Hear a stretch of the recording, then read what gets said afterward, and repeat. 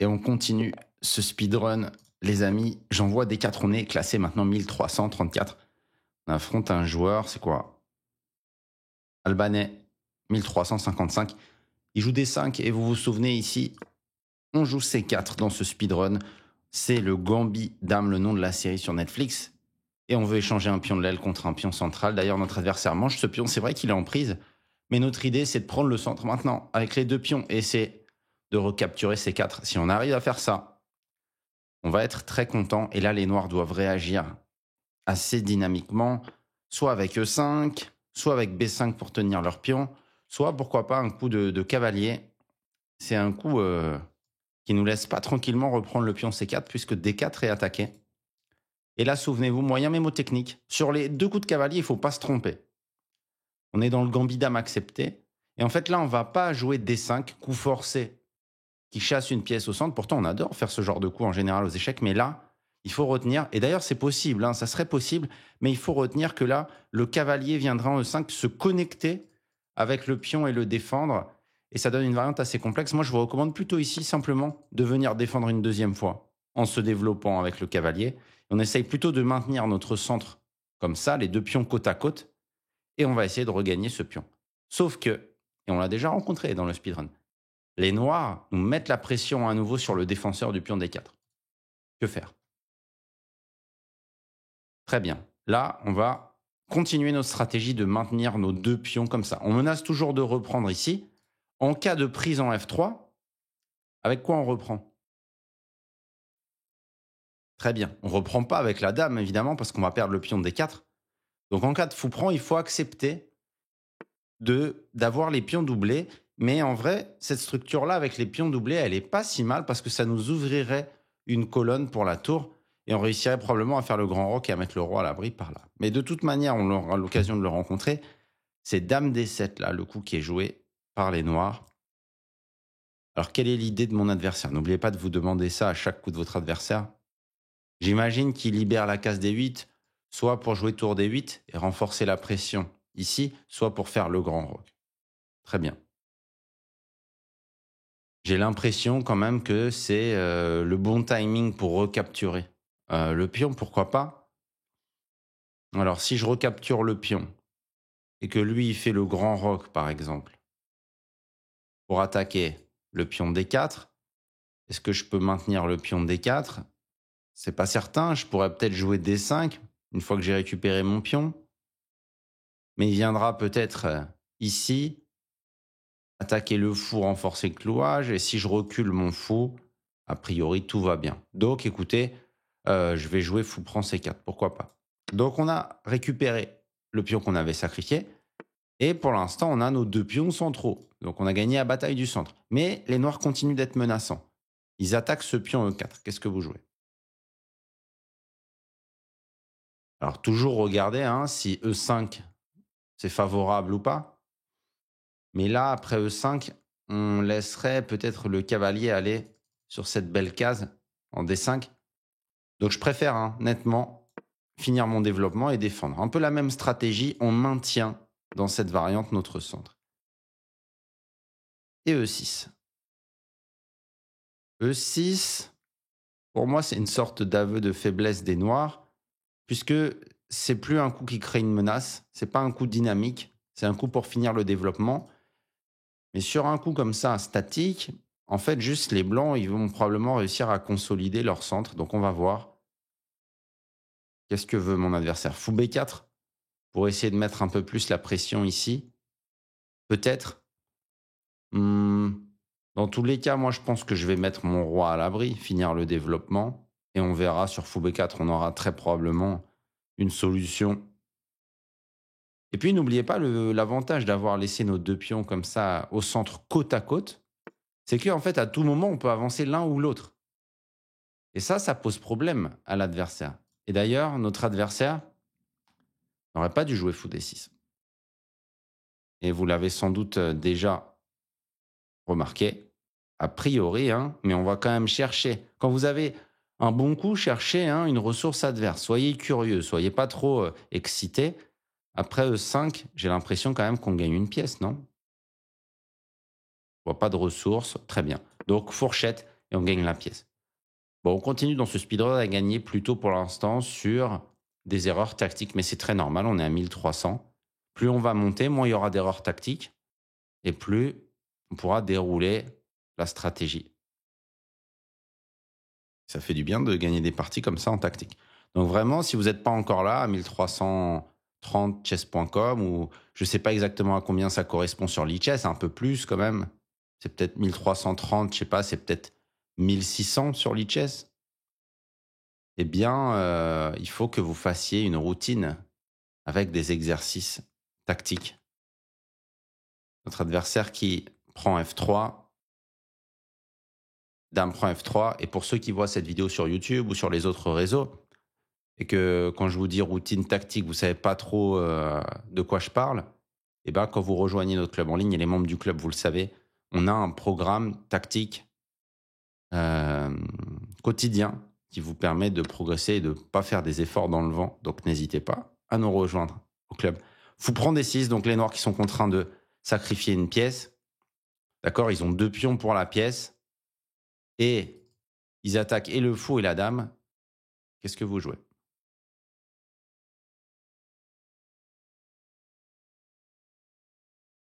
Alors bien sûr, ici, peut-être le réflexe, c'est de jouer dame E2 et de défendre le fou. Et ça a l'air d'être un très bon coup. Mais il y a quand même dame prend B7 qui contre-attaque la tour. Ça a l'air d'être un coup très intéressant aussi. Et je pense que c'est le coup que je vais jouer.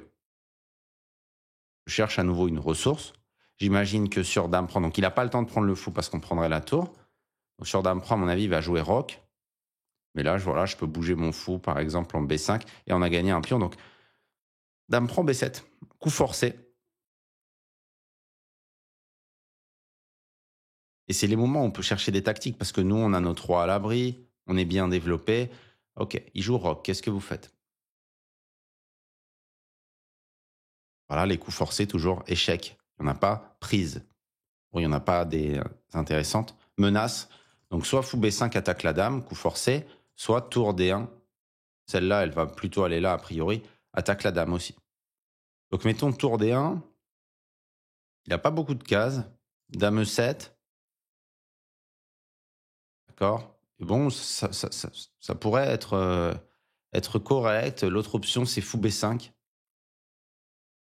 J'ai un peu du mal à décider. Entre les deux, je vais plutôt faire tour D1 parce que ça ramène en jeu une pièce qui n'est pas encore en jeu. Alors l'argument pour fou B5, c'est on enlève un signal faible, le fou qui est en prise. Mais on va le faire a priori juste après dame E7. Donc il joue dame E7. Voilà, ça laissait peut-être le piège de dame E8. On aurait pu bouger le fou encore avec gain de temps. Il joue dame E7, d'accord. Où est-ce que... Qu'est-ce qu'on fait? Je ne sais pas si vous avez une meilleure idée que moi. A priori, je m'apprête à bouger le fou. Et là, normalement, la règle, c'est le fou à 2 cases du cavalier.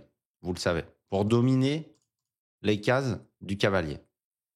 Mais en fait, si on réfléchit à ce que veut faire l'adversaire au prochain coup, si je fais fou E2, l'adversaire, il veut probablement faire tour B8. Après quoi, je bouge ma dame et il y a le pion B2 qui tombe. Et la tour s'active. Ça me donne presque envie de jouer fou B3 pour bloquer la colonne. Et a priori, c'est ce que je vais faire. Même si mon fou n'est pas incroyable ici sur cette diagonale, je préfère fou E2, mais tour B8, dame prend, tour prend ici. Bon, c'est pas la fin du monde en vrai. J'ai tour B1. Mais j'ai l'impression de lui laisser un peu plus d'activité. Donc, c'est pour ça que je vais mettre mon fou ici. Il joue cavalier en G4. Là, c'est intéressant parce que pourrait faire notre adversaire? Notre adversaire, peut-être qu'il veut venir commencer à nous embêter avec dame et 2 cavaliers sur le roi, commencer à créer des menaces. On n'a pas de faiblesse, donc a priori, il n'y a pas trop de raison d'être inquiet, mais soyons méfiants. Soyons méfiants. Qu'est-ce que j'ai envie de jouer ici? En fait, il va arriver avec sa dame là. Est-ce que c'est grave? Je pourrais faire H3. Attaquer le cavalier, il n'a pas grand-chose. Ok. Donc je me demande si je peux pas juste manger encore un pion là-bas. Parce que si je fais rien de spécial, il va manger et je vais affaiblir mon roi parce qu'il y a un pion qui va arriver là. Ça, j'aime pas trop. Donc écoutez, je vais manger là. Comme ça, j'empêche des coups comme tour B8. Je sais que ça a l'air peut-être un peu étrange ce placement de pièces, mais en vrai, regardez, mes deux pièces qui défendent mon roi ici. Et sur dame H4, voilà, j'ai prévu H3. J'attaque le cavalier. Il n'y a pas de dame prend à cause de fou prend. Il n'y a pas de tour prend à cause de dame prend. Je continue à défendre. Et je menace de prendre ici, sans doute. Ok, mais notre adversaire, c'est pas mal ce qu'il fait. Et c'est peut-être l'inconvénient d'avoir mis le fou là plutôt que E2. C'est qu'on contrôlait un peu moins. On a une pièce qui est plutôt à l'aile dame et on a un défenseur du roi en moins. Donc c'était un peu plus risqué comme choix. Peut-être que plus stable aurait été fou E2. Laisser peut-être la tour s'activer. Bon, on verra ce que dit l'analyse de l'ordinateur. Mais vous pouvez être quand même rassuré parce qu'il y a trois pièces sur le roi. Pour moi, il y a quand même la dame qui défend. Il y a les pions qui sont là pour défendre. Il y a le fou qui est là. J'ai l'impression que ça devrait aller. Il n'y a pas un surnombre qui est si important. Et surtout, on n'a pas beaucoup de faiblesses. Donc les conditions pour qu'une attaque elle fonctionne, c'est souvent un surnombre de pièces dans le secteur de l'échiquier où un des camps attaque, et puis des faiblesses aussi. Et là, ça c'est assez solide finalement. Alors est-ce que je veux manger? Si je peux, j'aimerais bien manger. Cavalier prend, mais il va quand même menacer de rentrer avec sa dame. Donc attention. Attention. On va voir comment on peut continuer. Je suis pas sûr honnêtement que ce que j'ai fait c'est le plus pédagogique. Mais ok, notre adversaire recule. Je pense qu'il aurait pu laisser son cavalier ici parce qu'en cas de prise, il y avait quand même une sorte de danger. Je ne sais pas si on aurait pris la pièce. Après, si on ne prenait pas, il n'y avait pas de danger a priori. Bon, il joue cavalier là. Qu'est-ce que vous faites? Qu'est-ce que vous faites ici?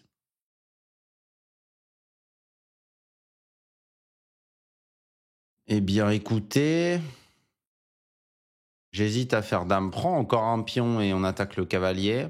L'autre coup que j'ai envie de jouer, c'est tour ici pour attaquer la dame, coup forcé. Après tour ici, il va peut-être mettre sa dame là et je sais pas trop ce que je fais avec ma tour au milieu de l'échiquier. Peut-être que je pourrais inciter les échanges, mais il y aurait des coups comme cavalier F3 avec le pion cloué. J'ai que 1 minute, donc je vais accélérer aussi un peu. Je vais jouer ici, à mon avis, un bon coup. Fou D4. Et mon idée, c'est d'éliminer des pièces. On a du matériel en plus et je vais essayer d'échanger pour y voir plus clair. Mon adversaire qui recule, mais ça me va bien parce que s'il recule ses pièces, et je vais accélérer un peu, pardonnez-moi, s'il recule ses pièces, vraiment, il n'y a plus de danger sur mon roi. Et du coup, on a 40 000 pions de plus. Je vais proposer l'échange des dames. Et ensuite, vous connaissez le plan, hein. Le pion va aller à dame. La tour est déjà derrière le pion. Mais on a même une pièce de plus. D'ailleurs, j'avais même oublié qu'on avait une pièce de plus. Donc là, ça va courir, hein. Le plan, il est là. Ça, souvent, c'est le plan le plus efficace pour gagner. Hop, il n'y a pas de pièce en prise, j'y vais. Bien sûr, j'aurais pu liquider, mais mon fou est très fort, il se coordonne bien avec la dame. Bon, ça lui laisse E5, mais je ferai fou E3. Honnêtement, là, je vais essayer de jouer très très simple. Donc, je sais que vous aimeriez parfois que sur les fins de partie, je passe un peu plus de temps, mais je propose l'échange des dames. Mais en fait, je suis pas sûr qu'il y ait beaucoup de joueurs qui jouent, qui acceptent de jouer avec un crément, alors qu'en 10 plus 0, il y a vraiment beaucoup de joueurs. C'est pour ça que je joue en 10 plus 0. Et là, j'ai raté une tactique d'ailleurs, mais c'est pas très grave, je continue à avancer. Je pense que... Non, je n'ai peut-être pas raté de tactique, je sais pas. Ok, je vais mettre mon fou à 2 cases du cavalier, j'ai pas trop de cases pour mon fou, j'attaque ici. Attention, attention, il pourrait être un peu menaçant. C'est... Il s'est retrouvé avec un setup intéressant là. Cavalier là, je jouerais probablement dame G3. Et attention, à l'élimination du défenseur pour la fourchette, vous voyez pourquoi il faut être affûté tactiquement, mais j'échangerai les dames avant. Donc là, il y a quand même du calcul pour ne pas se faire arnaquer. Parfois, vous êtes gagnant et vous faites arnaquer. C'est très probablement à cause du calcul. Et là, je vais continuer. Regardez, je propose l'échange des dames. Quand vous faites attaquer les coups forcés, proposez l'échange des dames et je sors du signal faible avec la fourchette ici. Très important ce coup. Et là, il ne peut plus vraiment se soustraire à l'échange. Par contre, je vais devoir vraiment accélérer pour le coup. Il échange, il bouge le cavalier, je liquide et on va placer notre fou pour contrôler ici, pour aider à promouvoir le pion. Et on y va en avance. S'il nous bloque, il faut débloquer. Hop, on débloque avec le cavalier. Désolé, j'aimerais bien vous laisser chercher, mais j'ai pas le temps. Est-ce que vous jouez? Essayez de deviner. Essayez d'anticiper les coups adverses. Attention à cet échec, il faut le garder en tête. Voilà, il le fait. J'attaque le cavalier.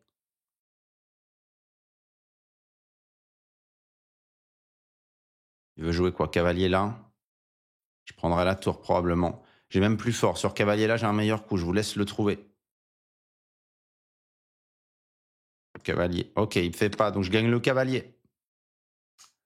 On est bon. Allez, je défends mon cavalier ici. Là, il veut juste nous flag à la pendule. J'avance.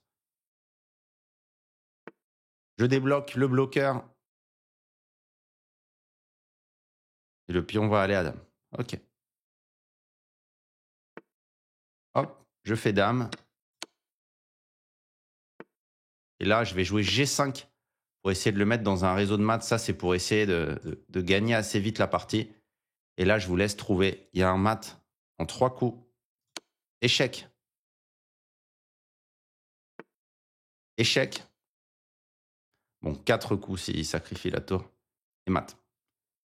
Donc le petit coup G5, important pour garder les cases du roi. Désolé, la fin a été un peu trop rapide. Peut-être que je devrais passer un peu moins de temps sur l'ouverture, un peu plus sur les phases techniques. J'essaierai de mieux gérer mon temps dans la suite du speedrun.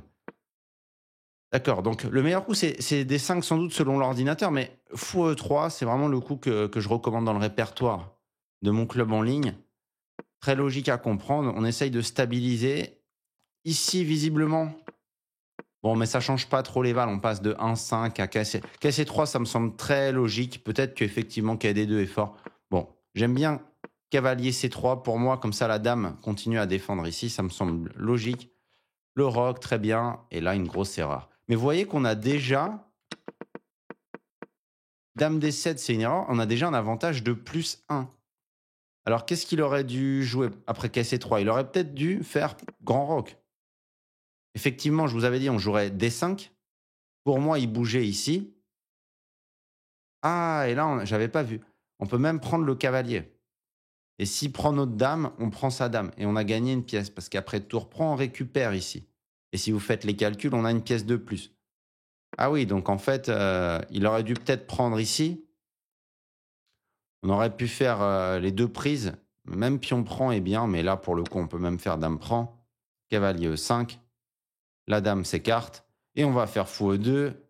Petit roc. Et on a un très bon centre et on a une attaque de roc opposée. Ok. L'ouverture, elle a été bien maîtrisée.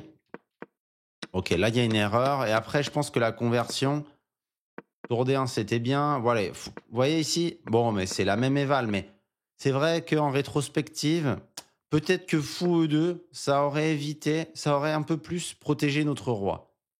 Et la variante qui me faisait un poil peur, c'était celle-ci. Donc, une tour en B8. La dame bouge, tour prend B2 et une tour active. Mais en fait, après tour B1, on aurait un roi très très safe. Et c'est pas évident ce qui fait. Je pensais à des coups comme dame B4, mais on peut prendre par exemple. Wow, et là, il y a dame prend A7 que j'avais pas vu.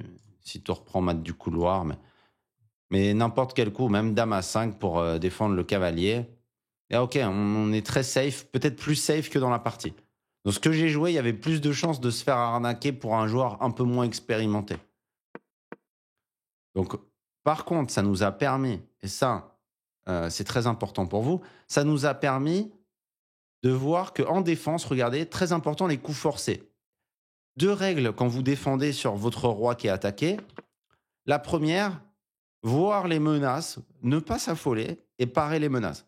Donc là, par exemple, H3, je pars la menace et je ne m'affole pas.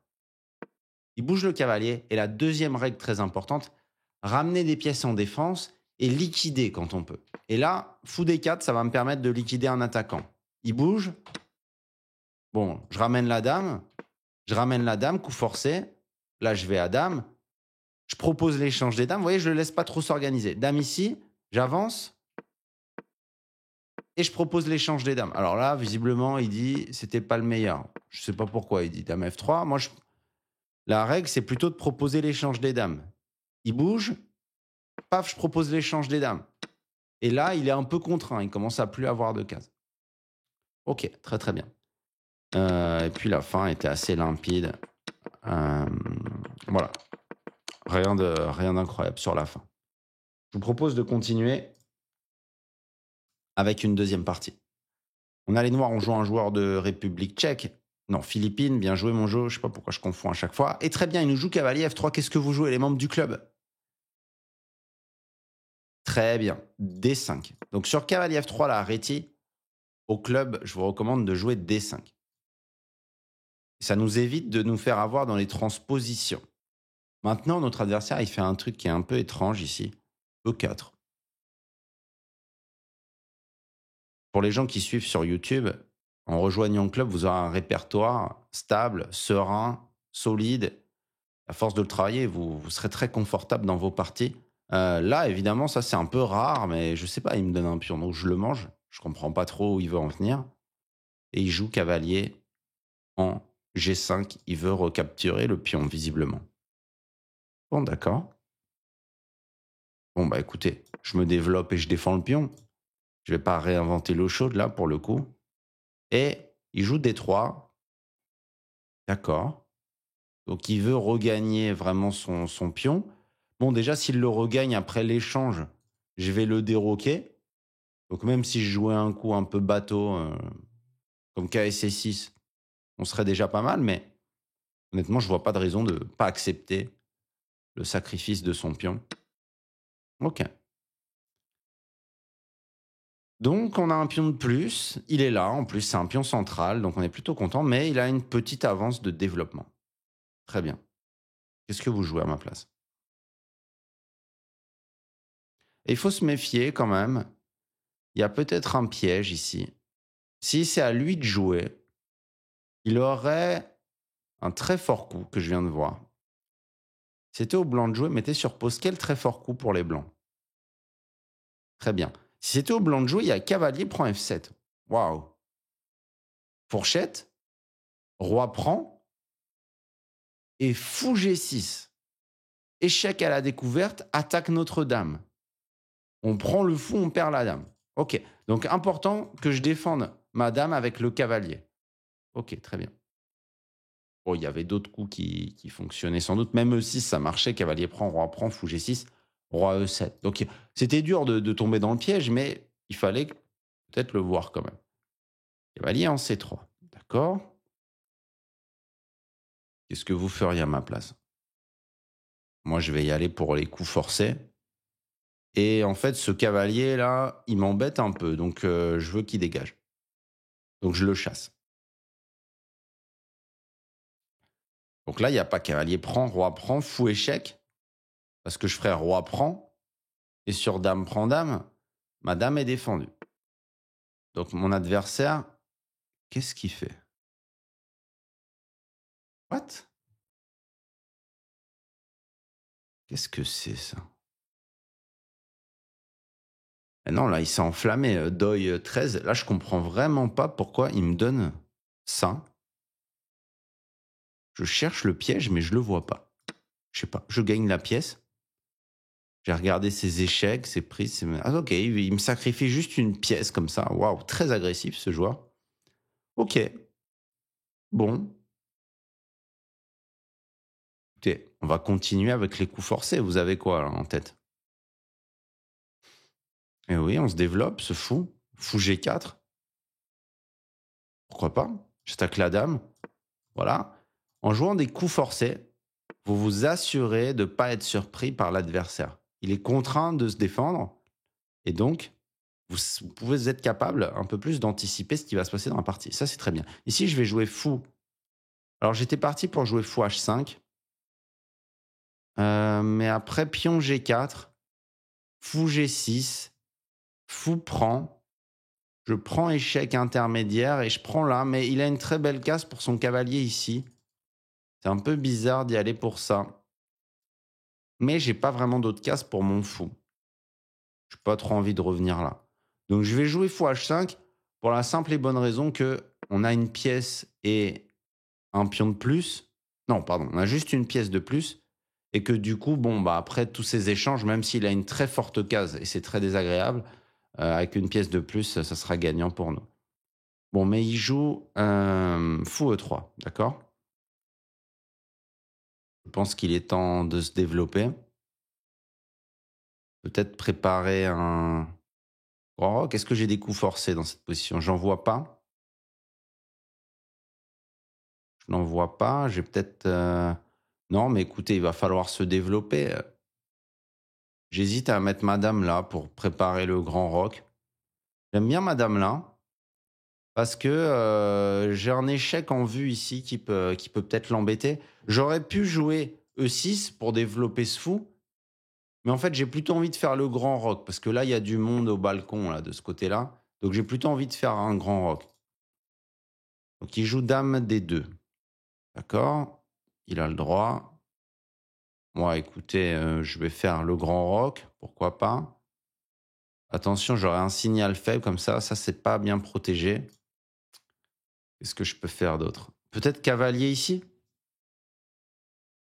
Pour attaquer son fou. C'est vrai que son fou est plutôt fort. Quoi d'autre? Je peux faire fou G6, coup forcé pour tout liquider. On a une pièce de plus. S'il prend, je prends la dame. Il récupère, je prends ici. C'est vrai qu'il a une très forte case pour son cavalier. Mais ce cavalier, je pourrais le chasser assez vite avec roi là. Donc je vais jouer un truc un peu étrange, mais je vais jouer fou G6. C'est pas étrange. On a une pièce de plus et j'essaye d'encourager au maximum les échanges. Ce fou, je l'aimais pas trop parce qu'il était tout le temps sujet à des tactiques là-bas. Et voilà, ça va me permettre vraiment de liquider les dames. Et quand on a une pièce de plus, le seul inconvénient de ce process d'échange, c'est que je lui donne, déjà j'ai une structure pourrie, et je lui donne une case incroyable pour son cavalier. Mais en fait, ça vaut jamais une pièce, et je préfère nettement clarifier la situation euh, et lui laisser cette case plutôt que l'inverse. Qu'est-ce que vous joueriez à ma place ici? Mais attention juste à pas faire grand rock, il y aurait la fourchette. Ok. Ceci étant dit, je vous propose peut-être de développer ce fou, et pour ce faire, de prendre le centre.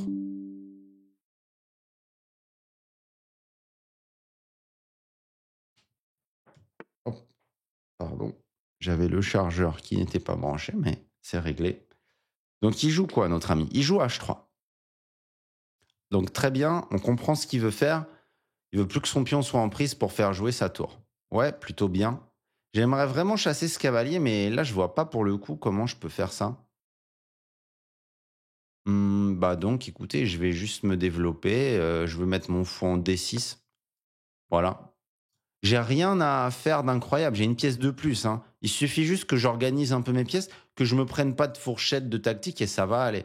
Par exemple, je peux même faire le petit roc dans cette position. Le roi sera à 2 cases du cavalier et je contrôlerai bien les cases ici. Donc c'est ce que je vais faire. Petit roc. Regardez, là il n'y a plus les dames, donc je risque pas de me prendre un dame ici, dame arrive. Mes tours sont liés, mes pièces sont développées, on s'en est très bien sorti. Il ouvre ici, mais je vais juste centraliser ma tour. Comme ça, je prends la case de son cavalier. Et on a réussi à neutraliser son cavalier. Donc là, il va commencer à manquer d'idées, très probablement. Il joue G4. Je ne vois pas trop à quoi ça sert.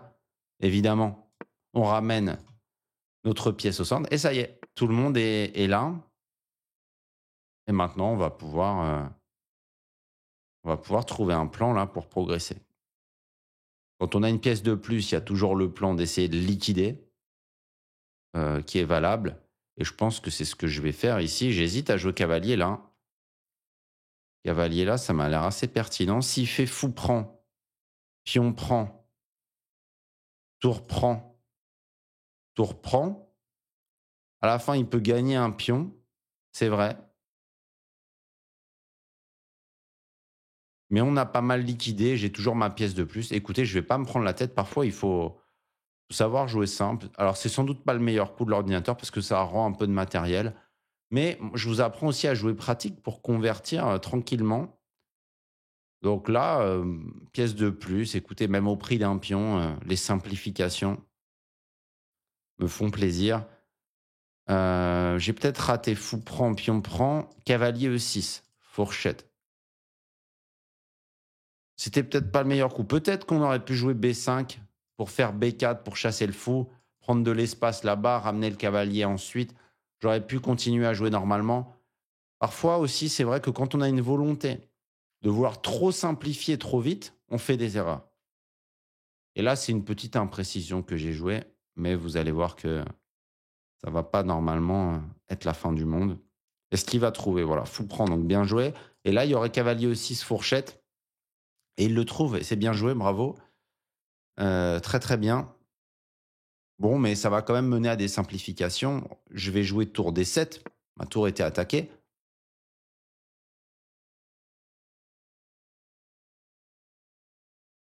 Prend pourra doubler peut-être ici.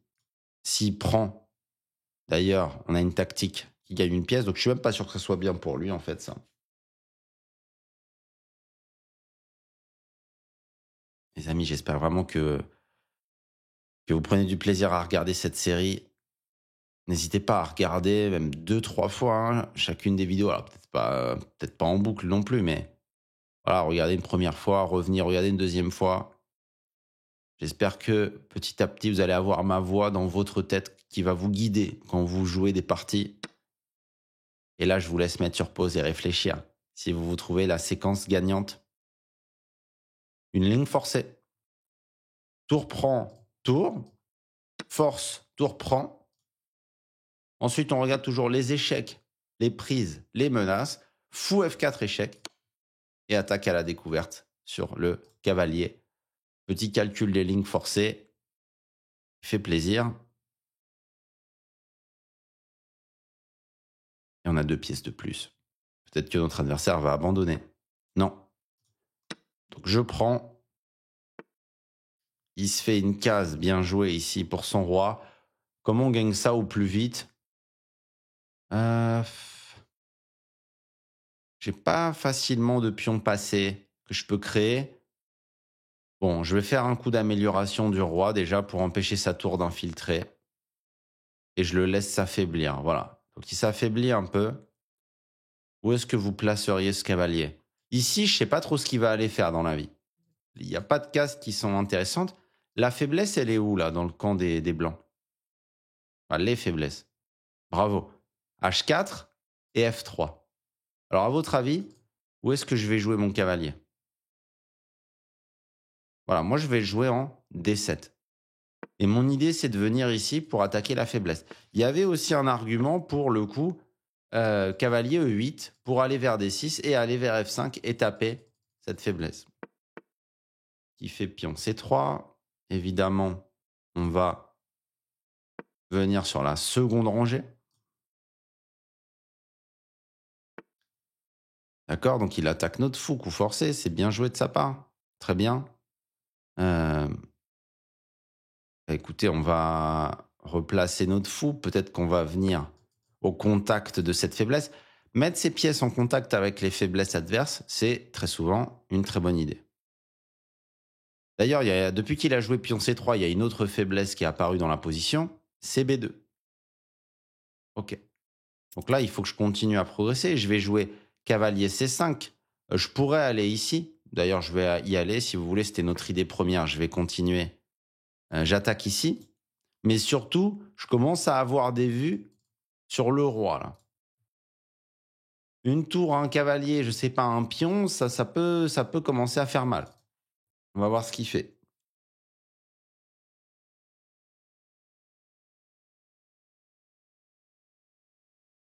Là, ce qui est un peu plus long dans cette conversion technique, c'est qu'on n'a pas facilement un pion passé.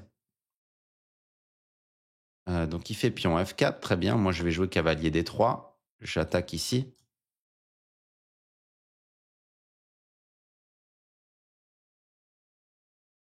En fait, les adversaires, ils abandonnent pas, mais en fait, c'est parce que souvent, je suis mal au temps. Et là, je vous laisse trouver un coup très puissant. Mettez sur pause si vous voulez réfléchir. On l'a vu dans la précédente partie, le même type de coup. En fait, si je prends, le roi s'échappe. Et donc là, j'aime beaucoup le coup B5 qui vient contrôler les cases de fuite du roi adverse. Ça, c'est très puissant comme coup. J'espère que vous l'aviez. B5. Donc je contrôle ces cases, le cavalier contrôle là, et je menace. Échec et mat, en fait.